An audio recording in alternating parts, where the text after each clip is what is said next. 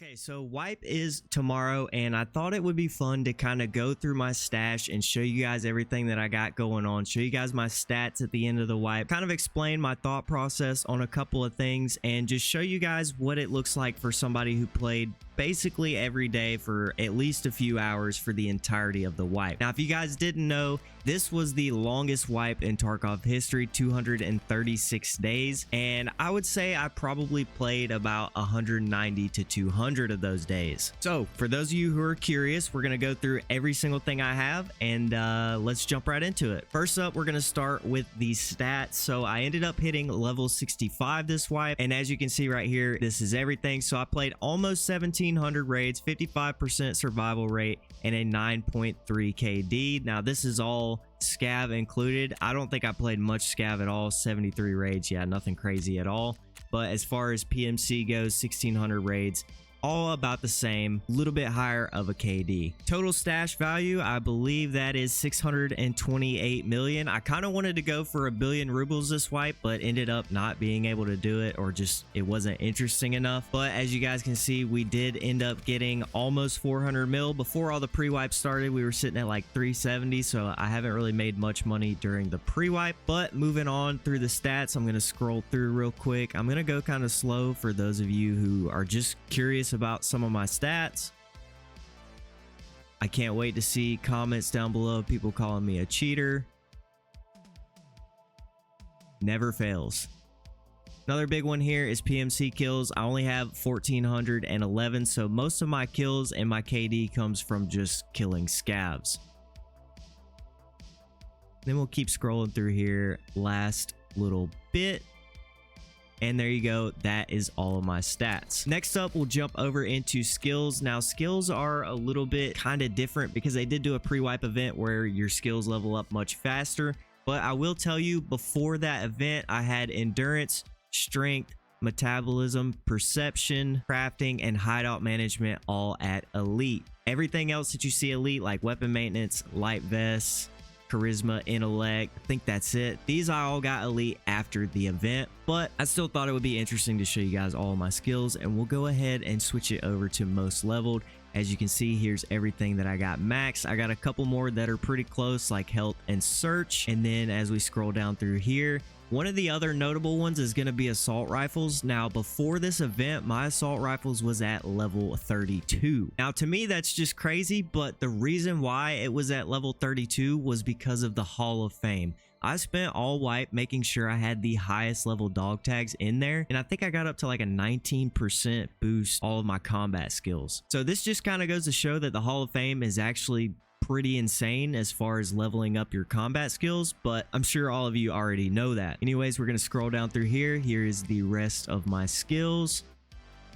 Bolt actions, I ended up getting that to level 17. This is, I haven't touched a bolt action during pre-wipe, so that's a normal skill level right there.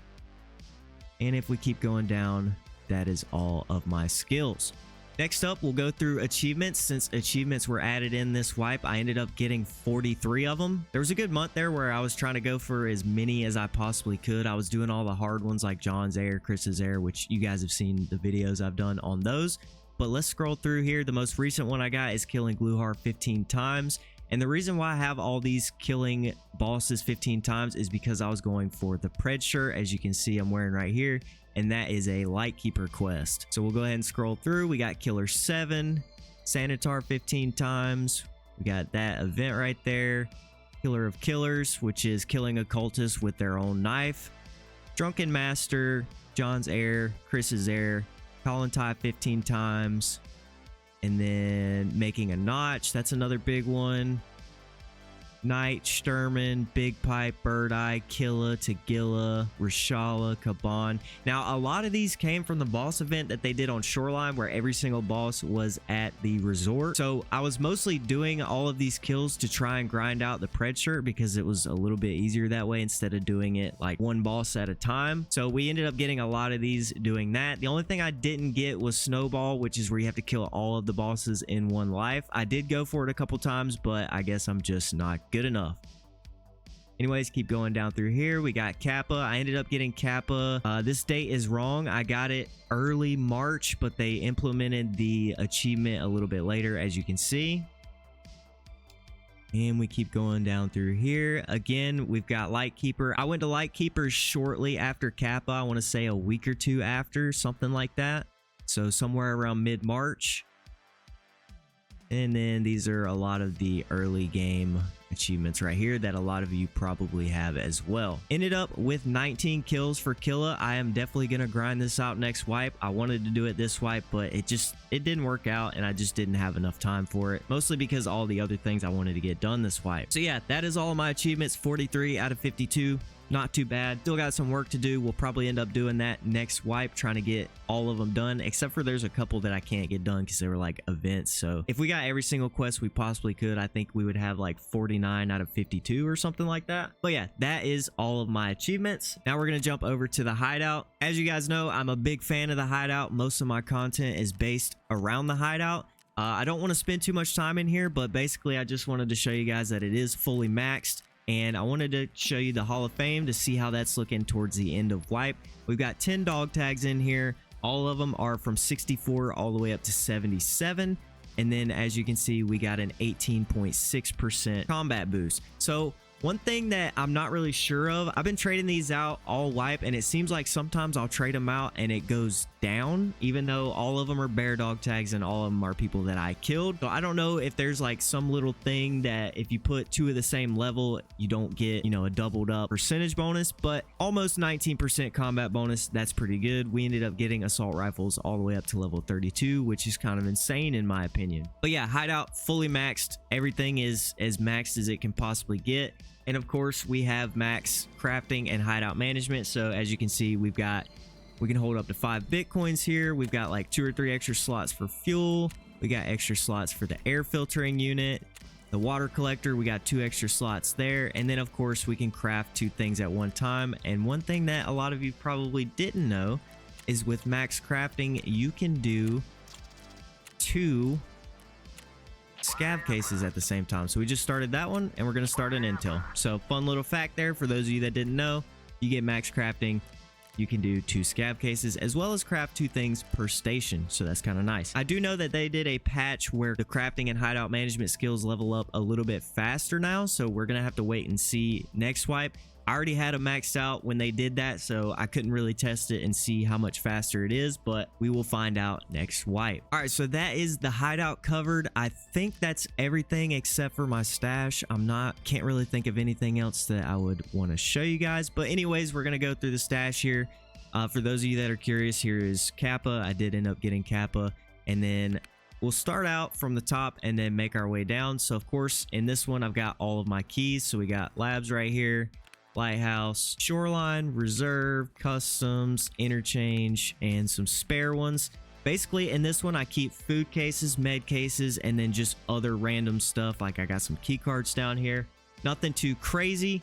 Up here in the top right, we've got all of my mag boxes, ammo boxes, repair kits, and grenade boxes. Just to go through a couple here, I mean, I've been saving up ammo for some things, but I got a bunch of different ammo cases because I like to stay super organized, and this definitely helps. Next up is the dog tag cases. Now, normally when I fill one up, I sell them immediately, but I've been holding on to them because they normally do like pre-wipe events with dog tags, so that's why I've got so many. And then right here, we've got my current money case. This is the one whenever I sell stuff, I just drag it into real quick. And then once it fills up, I throw it down into something like an items case. Right here, I get a lot of questions about this. These are my 4 junk boxes. Basically, how these work for me, this top one is things that I craft. I just throw them in here, get a bunch of them, and then sell them all in bulk. This one is things that I need to use in my hideout or for quests. So like the stuff that you need to craft stuff that doesn't get consumed, like these books or this pipe wrench or the sledgehammer, whatever, I keep that stuff in here. And then these 2 down here are kind of like boxes that I just dump stuff in. So this one is going to be stuff that I'm going to sell on the flea. So if I come out of a raid, I got a bunch of barter items, I'm just going to dump them all in here so I don't have to sell things between raids. And then this one is valuable items or things that I'm going to sell directly to Therapist because she pays more than the flea market does. So that's how I use junk boxes. I basically have 4 of them all wipe long. Down here, of course, we got money cases. They're all full. We're sitting at 397 mil. Not too bad. This wipe, it was incredibly easy to make money, especially once they put colored key cards back into marked rooms. I made so much money farming up those key cards. It's honestly insane. I want to say I was sitting around 90 mil before they did that.